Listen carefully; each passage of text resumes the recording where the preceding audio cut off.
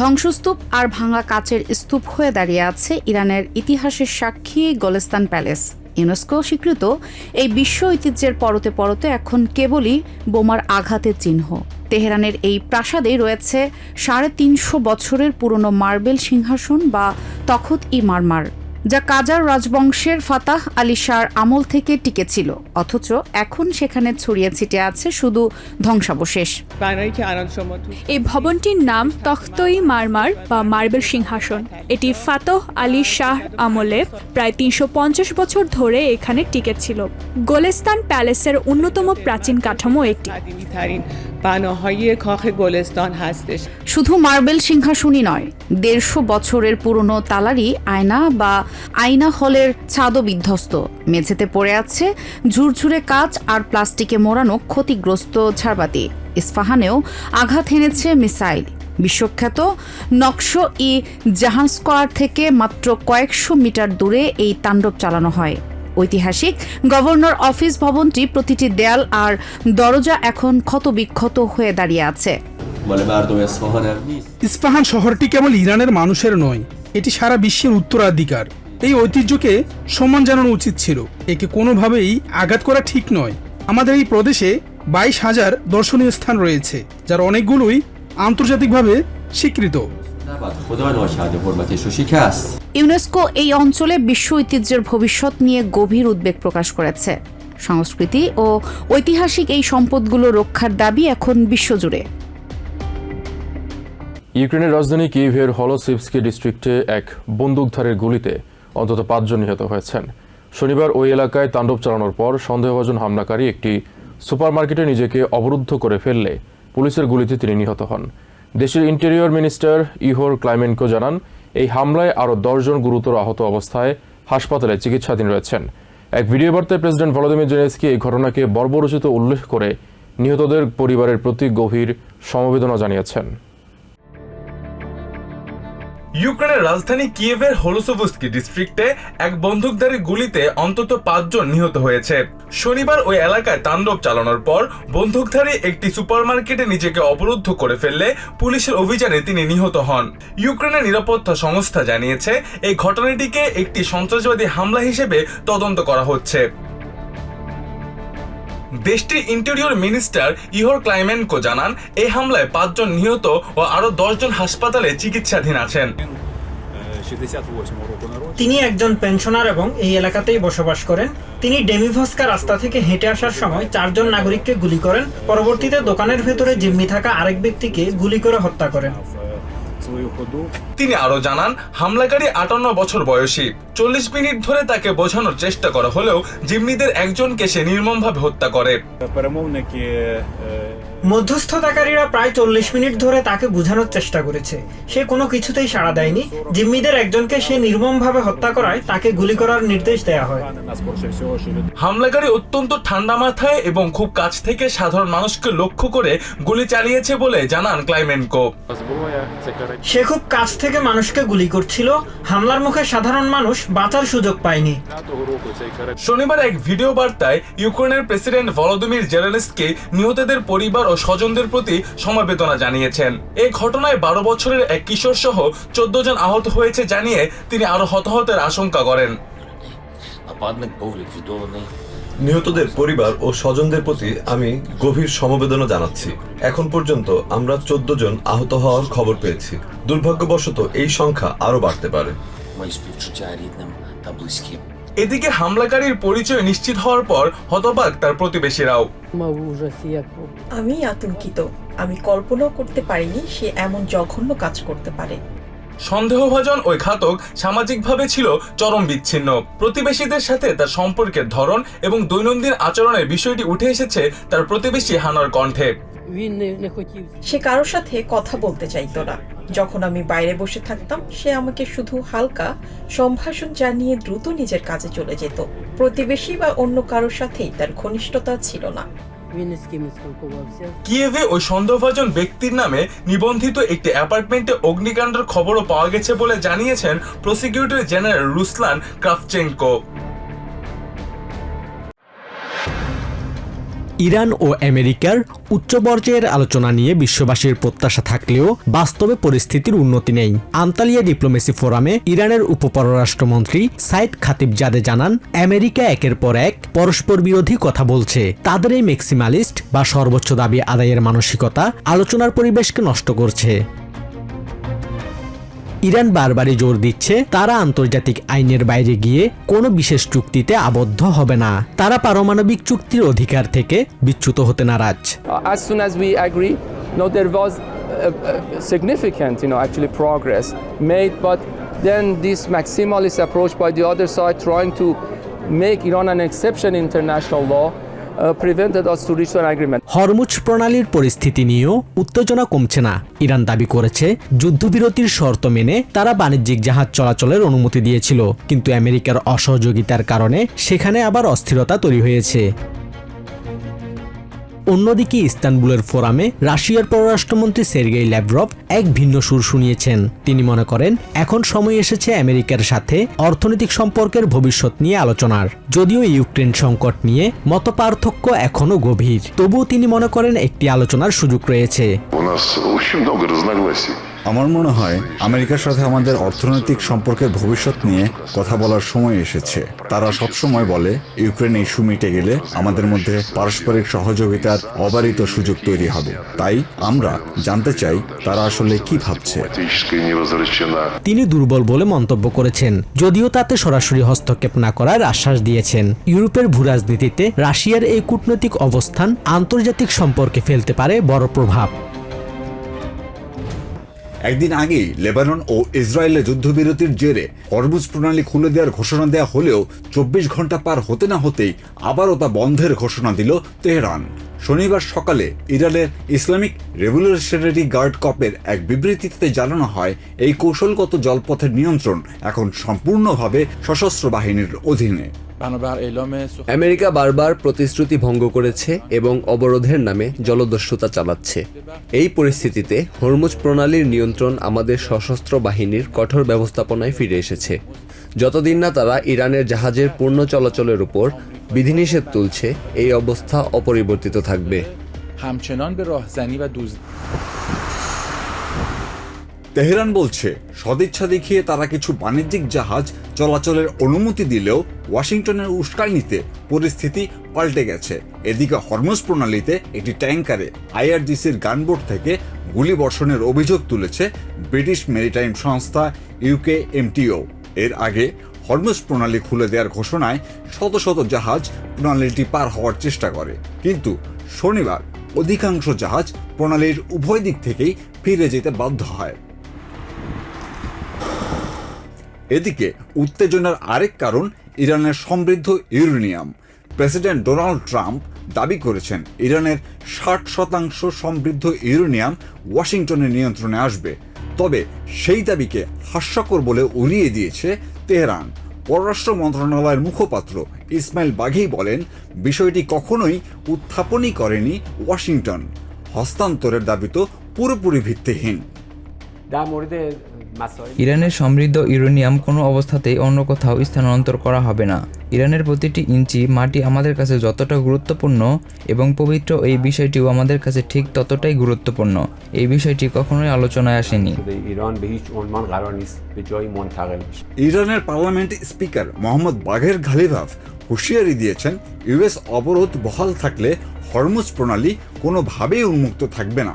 তেহরানের এই শীর্ষ কূটনৈতিক বলেন, কার অনুমতিতে এবং কোন পথে জাহাজ চলবে তা নির্ধারণ করবে কেবল ইরান।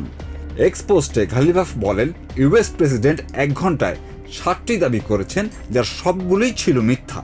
তারা এই মিথ্যা দিয়ে যুদ্ধে জয়ী হয়নি এবং আলোচনায় তারা নিশ্চিতভাবে কোনো ফল পাবে না। ওয়াশিংটন ও তেহরানের এমন অনড় অবস্থানে বিশ্ববাজারে জ্বালানি তেলের বড় ধরনের সংকটের আশঙ্কা করছেন বিশ্লেষকেরা। কট্টর ডানপন্থীদের উত্থান ও আন্তর্জাতিক সম্পর্কের অস্থিতিশীলতার মাঝে বার্সেলোনায় একত্রিত হয়েছেন বিশ্বের শীর্ষ বামপন্থী নেতারা। বার্সেলোনার এই সম্মেলন কেবল একটি বৈঠক নয়, বরং বিশ্ব রাজনীতিতে বামপন্থী আদর্শের নতুন করে অস্তিত্ব রক্ষার লড়াই। স্পেনের প্রধানমন্ত্রী পেদ্রো সানচেস এবং ব্রাজিলের প্রেসিডেন্ট লুলা দা সিলভাকে ঘিরে শনিবার সমাবেত হয়েছিলেন মেক্সিকোর প্রেসিডেন্ট ক্লদিয়া শেনবাম, সাউথ আফ্রিকার প্রেসিডেন্ট সিরিল রামাফোসা এবং চিলির সাবেক প্রেসিডেন্ট গেব্রিয়েল বোরিক। কট্টর ডানপন্থার উত্থান ও বিশ্বজুড়ে ছড়িয়ে পড়া বিভ্রান্তিমূলক তথ্যের বিরুদ্ধে তারা ঐক্যবদ্ধ হওয়ার ঘোষণা দিয়েছেন। সম্মেলনের মূল সুর ছিল বহুপাক্ষিক ব্যবস্থার সুরক্ষা এবং আন্তর্জাতিক আইন বজায় রাখা। স্পেনের প্রধানমন্ত্রী পেদ্রো সানচেস সতর্ক করেছেন, বল প্রয়োগের সংস্কৃতিকে স্বাভাবিকভাবে মেনে নেয়ার বিপদ অনেক। গণতন্ত্রকে হালকাভাবে নেয়ার কোনো সুযোগ নেই। আমরা আন্তর্জাতিক আইনের নিয়মগুলোকে চ্যালেঞ্জের মুখে পড়তে দেখেছি। বিভ্রান্তিমূলক তথ্য দিয়ে সমাজকে বিপদগামী হতে দেয়া যায় না। প্রযুক্তির উপর গণতান্ত্রিক নিয়ন্ত্রণ থাকা জরুরি, কারণ অ্যালগরিদমগুলো ঘৃণা ও মেরুকরণকেই যেন উৎসাহিত করছে। এই সম্মেলনে মেক্সিকোর প্রেসিডেন্ট ক্লদিয়া শেনবাম শান্তির পক্ষে একটি নতুন অর্থনৈতিক রূপরেখার প্রস্তাব করেছেন। তিনি বিশ্বজুড়ে সামরিক খাতের খরচের 10% বৃক্ষরোপণ ও পরিবেশ সুরক্ষায় বিনিয়োগ করার আহ্বান জানান। সামরিক খাতের বিলিয়ন বিলিয়ন ডলারের 10% ব্যয় করে আমরা একটি বৈশ্বিক কর্মসূচি নিতে পারি, যা মিলিয়ন মানুষের কর্মসংস্থান করবে। যুদ্ধের বীজ বপন না করে আসুন শান্তির বীজ বপন করি। ট্রাম্পের ত্রাণ সংকোচন নীতি ও নেটোর প্রতি দৃষ্টিভঙ্গির ফলে বিশ্বজুড়ে যে অনিশ্চয়তা দেখা দিয়েছে তা মোকাবিলায় এই নেতারা নতুন মিত্রতা গড়ে তোলার ওপর জোর দিচ্ছেন। ইউরোপের মূল্যবোধ রক্ষা এবং জনগণের প্রকৃত প্রয়োজনে সাড়া দেয় এমন একটি গণতন্ত্র গড়াই তাদের লক্ষ্য। আন্তর্জাতিক জলসীমায় ইরানের জাহাজ আটকে অভিযান শুরুর প্রস্তুতি নিচ্ছে আমেরিকার সেনাবাহিনী। শনিবার এমনই তথ্য প্রকাশ পেয়েছে ওয়াল স্ট্রিট জার্নালের প্রতিবেদনে। এই পরিস্থিতিতে কূটনৈতিক সমাধানের সুযোগ আগের চেয়ে কঠিন হয়ে পড়েছে বলে মনে করেন শিকাগো বিশ্ববিদ্যালয়ের পলিটিক্যাল সায়েন্স বিভাগের অধ্যাপক রবার্ট পেপ। এদিকে ডেমোক্রেটিক কংগ্রেসম্যান মেলানি স্ট্যানবারি বলেন, ইরান যুদ্ধের সর্বাধিনায়ক হিসেবে প্রেসিডেন্ট ট্রাম্প আসলে জানেনও না তিনি কি করবেন। অন্যদিকে অবরোধ শুরুর পর থেকে অন্তত 23টি জাহাজকে ফেরত পাঠিয়েছে সেন্টকম। এমন আচরণ সামগ্রিক পরিস্থিতিকে আরও কঠিন করে তুলবে বলে মনে করেন ইউএস নেভির সাবেক সেক্রেটারি কার্লোস ডেল তোরো। হরমুজ প্রণালী চালু ও বন্ধ নিয়ে পরিস্থিতি দিনকে দিন আরো ঘোলাটে রূপ ধারণ করছে। ইরান খুলে দিলেও আমেরিকার অবরোধের কারণে কার্যত বন্ধই রয়েছে গুরুত্বপূর্ণ এই বাণিজ্যিক রুট। এমন পরিস্থিতির মধ্যে ইরানের বন্ধুস্থানীয় দেশগুলোর তেল পরিবহনকেও বন্ধ করতে সামরিক শক্তি বাড়ানোর ঘোষণা দিয়েছে আমেরিকা। সম্প্রতি ওয়াল স্ট্রিট জার্নাল এমন সংবাদ প্রকাশ করেছে। Wall Street reporter Shelby holiday জানান, যে কোনো মূল্যে ইরান এই প্রণালীর নিয়ন্ত্রণ রাখতে চায়, কারণ হরমুজ প্রণালীর নিয়ন্ত্রণ রাখতে পারলে পারস্য উপসাগরীয় দেশগুলো সহ আমেরিকা, ইউরোপকেও চাপে রাখতে পারবে তারা। ইউনিভার্সিটি অব শিকাগোর পলিটিক্যাল সায়েন্স বিভাগের অধ্যাপক রবার্ট পেপ মনে করেন, আমেরিকার সামরিক শক্তি বৃদ্ধি ও ইরানি তেল পরিবহনকারী জাহাজ আটকে দেয়ায় আলোচনা ও চুক্তির পথ আরো কঠিন হয়ে উঠেছে। এদিকে ডেমোক্রেটিক কংগ্রেসম্যান মেলানি স্ট্যানবারি বলেন, প্রেসিডেন্ট ডোনাল্ড ট্রাম্প কি করছেন তা তিনি নিজেও জানেন না। হোয়াইট হাউসে একজন উন্মাদ বসে আছেন উল্লেখ করে তিনি বলেন, তার জন্য দেশের সৈন্যরা বিপদে পড়ছে, হাজার হাজার বেসামরিক মানুষ মারা যাচ্ছে, লেবাননে কমপক্ষে 1 মিলিয়ন মানুষ বাস্তুচ্যুত হয়েছে। এমনকি এমন পরিস্থিতির মধ্যে সামান্যতম বিপদ থেকেও বেরিয়ে আসার পথ জানেন না ডোনাল্ড ট্রাম্প। হরমুজ প্রণালীতে অবরোধ শুরুর পর থেকে কমপক্ষে 23টি জাহাজকে বন্দরে ফিরে যেতে বাধ্য করেছে আমেরিকান বাহিনী। পরিস্থিতি এমন চলতে থাকলে যুদ্ধাবস্থা আরো কঠিন হয়ে পড়তে পারে বলে আশঙ্কা করছেন ইউএস নেভির সাবেক সেক্রেটারি কার্লোস ডেল তোরো। তবে শান্তি আলোচনা দীর্ঘমেয়াদী হলেও কোনোভাবেই ইরানকে ছাড় দেওয়া যাবে না বলে মনে করেন সাবেক মেজর জেনারেল ডানা পিটার্ড। ফক্স নিউজকে তিনি বলেন, পারমাণবিক প্রশ্নে আমেরিকা কোনো ছাড় দিবে না। চুক্তির জন্য অতিরিক্ত সময় নেওয়া বা শর্ত আরোপ করে ইরানের বাড়াবাড়ি করা উচিত নয় বলেও মনে করেন তিনি। হরমুজ প্রণালীকে বন্ধ করে দিয়ে আমেরিকাকে আর ব্ল্যাকমেইল করার সুযোগ নেই বলে মন্তব্য করেছেন প্রেসিডেন্ট ডোনাল্ড ট্রাম্প। শনিবার হোয়াইট হাউসে সাংবাদিকদের প্রশ্নের জবাবে কথা বলেন তিনি। এ সময় ইরানের সাথে বেশ ভালো আলোচনা চলছে বলেও জানান ট্রাম্প। গত 47 বছর ইরানকে কেউ মোকাবেলা করেনি উল্লেখ করে তিনি বলেন, তেহরান এখন নেতৃত্বহীনতার পর্বে প্রবেশ করেছে। একই দিনে দেশে সাইকেডেলিক ড্রাগস ভিত্তিক নতুন চিকিৎসা ও গবেষণা দ্রুততর করতে এক নির্বাহী আদেশে সই করেন প্রেসিডেন্ট ট্রাম্প। টানা 6 সপ্তাহ ধরে চলা ইরান যুদ্ধে বর্তমানে সাময়িক যুদ্ধবিরতি চললেও পরিস্থিতি যেন বদলাচ্ছে প্রতি মুহূর্তেই। শুক্রবার ইরান হরমুজ প্রণালী খুলে দেওয়ার ঘোষণা দিলেও অবরোধ চালু রাখে আমেরিকা। ফলে এক প্রকার বন্ধই থাকে বিশ্ব বাণিজ্যের গুরুত্বপূর্ণ এই নৌপথ। শনিবার আইআরজিসি নতুন করে হরমুজ প্রণালী বন্ধের ঘোষণা করলে এর প্রতিক্রিয়া জানান প্রেসিডেন্ট ডোনাল্ড ট্রাম্প। হোয়াইট হাউসে প্রেসিডেন্ট ট্রাম্প জানান ইরানের সাথে খুব ভালো আলোচনা চলছে, সবকিছু ভালোভাবেই এগোচ্ছে বলেও দাবি করেন তিনি। একই সঙ্গে ইরান একটু চালাকি করেছে বলেও মনে করেন প্রেসিডেন্ট ট্রাম্প। তিনি বলেন গত 47 বছর ধরে তাদের কেউ মোকাবেলা করেনি, এবার আমেরিকা তাদের মোকাবেলা করেছে। এ সময় ইরানের সামরিক সক্ষমতা ধ্বংস করার কথাও উল্লেখ করেন Trump. Very good conversations going on. It's working out very well. They got a little cute as they have been doing for 47 years. Nobody ever took them on. We took them on. একই সঙ্গে তিনি বলেন America জোর করেই তাদের শাসন পরিবর্তন করেছে, তাদের তেমন কোনো নেতাও অবশিষ্ট নেই। এ সময় ট্রাম্প বলেন তারা আর আমেরিকাকে ব্ল্যাকমেইল করতে পারবে না, কারণ বিভিন্ন জাহাজ এখন টেক্সাস এবং লুইজিয়ানার দিকে আসতে শুরু করেছে। Wanted to close up the strait again, as they've been doing for years. And they can't blackmail us. In fact, a lot of the ships are coming up to Texas. I don't know if you know, in Louisiana. এই সময় president জানান ইরানের সাবেক সেনাপ্রধান কাসেম সোলাইমানিকেও হত্যা করা হয়েছে, যাকে রাস্তার পাশে পেতে রাখা বোমার জনক বলেও দাবি করেন Trump. A lot of our people have been killed. A lot of your fellow soldiers have been killed over the years by Iran. The roadside bomb. Soleimani, I killed Soleimani. Trump বলেন 47 বছর ধরে Iran খুন করে পার পেয়ে যাচ্ছে, এখন আর পার পাবে না। Smashed. That was Soleimani. That was Iran that did that. So we have a much different view on it than other presidents. They've gotten away with murder for 47 years. They're not getting away with it anymore. একই দিনে দেশে মানসিক স্বাস্থ্যের চিকিৎসায় psychedelic ড্রাগের clinical trial ও ব্যবহার দ্রুততর করতে নির্বাহী আদেশ সই করেছেন প্রেসিডেন্ট ট্রাম্প। একই সঙ্গে এ বিষয়ে গবেষণার জন্য $50 মিলিয়ন বরাদ্দ করারও নির্দেশ দিয়েছেন তিনি। ট্রাম্প বলেন এর মাধ্যমে গুরুতর মানসিক রোগ ও ডিপ্রেশনে ভোগা মানুষের জীবনে বড় পরিবর্তন আনতে পারে।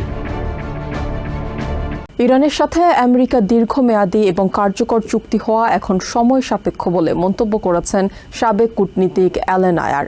শনিবার আল জাজিরাকে তিনি বলেন উভয় পক্ষ কোনো ধরনের ছাড় দিতে রাজি না হওয়ায় একটি স্থায়ী চুক্তিতে পৌঁছানো বেশ কঠিন হয়ে পড়েছে।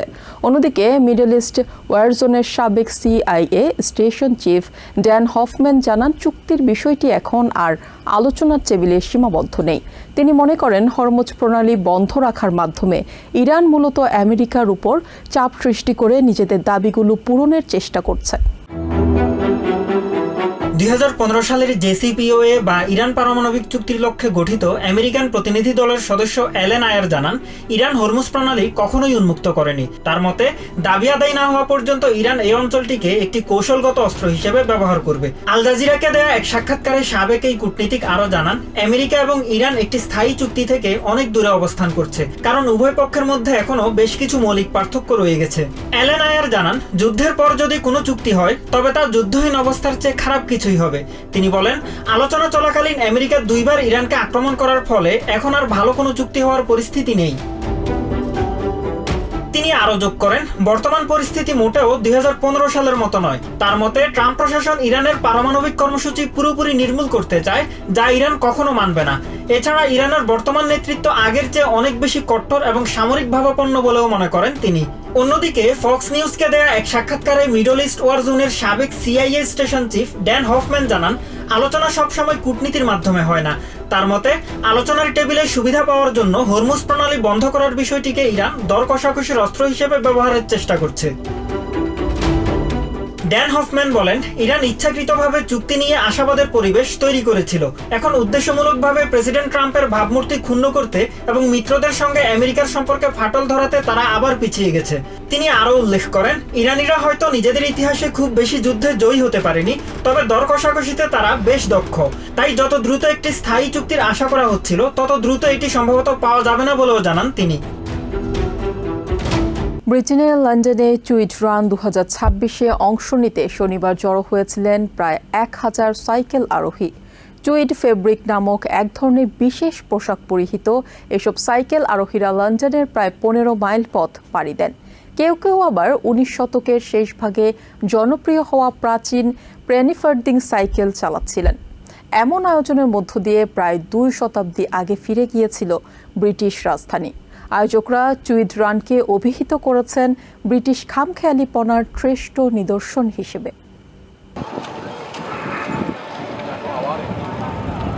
রুক্ষ বুননের পশমি কাপড় পরে শনিবার লন্ডনের রাস্তায় টুইড রান নামক সাইকেল শোভাযাত্রায় অংশ নেন নানা বয়সী প্রায় 1000 মানুষ। ব্রিটেন এবং আয়ারল্যান্ডের ঐতিহ্যবাহী এই পোশাকটি টুইড ফ্যাব্রিক হিসেবে পরিচিত।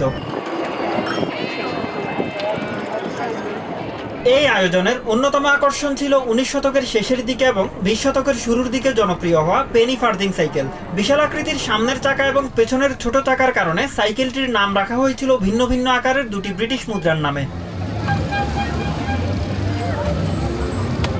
রাইড মার্শাল আদিসা স্টিফেন এজেইওতা জানান, এই আয়োজন মূলত সাইকেল আর টুইট পোশাকের প্রতি তাদের ভালোবাসার প্রতিফলন। Through London, making a nuisance of ourselves and stopping the traffic to say, look, we love bicycles and we love looking good. তিনি আরো জানান, এটি হলো এক ধরনের উৎসব যার মধ্যে পুরনো দিনের আমেজ রয়েছে। I mean, even from the motorists, you get a lot of hooting, like, you know, cheering us on and that. So people are like, they stop, phones come out and they're just grabbing images. Traffic সিগন্যালে অপেক্ষা করার সময় দর্শনার্থী এবং উৎসুক মানুষকে cycle আরোহীদের ছবি তুলতে এবং তাদেরকে উৎসাহ যোগাতে দেখা যায়।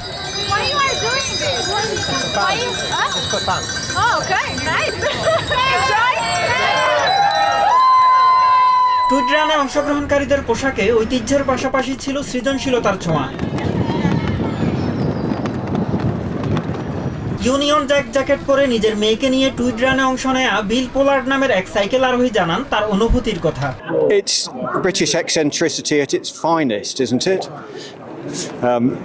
It's an absolute sea of tweed and জনপ্রিয় সিরিজ ব্রিজারটন থেকে অনুপ্রাণিত হয়ে মাথায় বিশাল একটি পরচুলা পরে এই আয়োজনে অংশ নেন ডেনিস নামে এক নারী। তার মতে এটি কেবল একটি রাইড নয়, বরং পুরনো এবং নতুন বন্ধুদের সাথে মিলিত হওয়ার এক চমৎকার উপলক্ষ। Always welcomed here, but everybody's friends and it's a great event and yes, everyone comes together, met lots of friends along the years. Penny farthing সাইকেলে ওঠার কৌশল প্রদর্শন করতে দেখা যায় ডগলাস রিড নামে এক অংশগ্রহণকারীকে।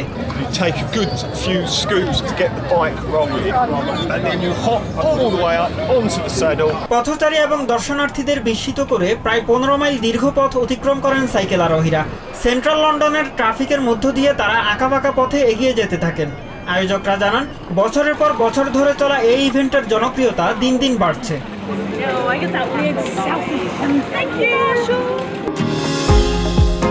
নিউ ইয়র্ক থেকে সম্প্রচারিত TBN 24 টেলিভিশন বিশ্বজুড়ে বাঙালির কণ্ঠস্বর।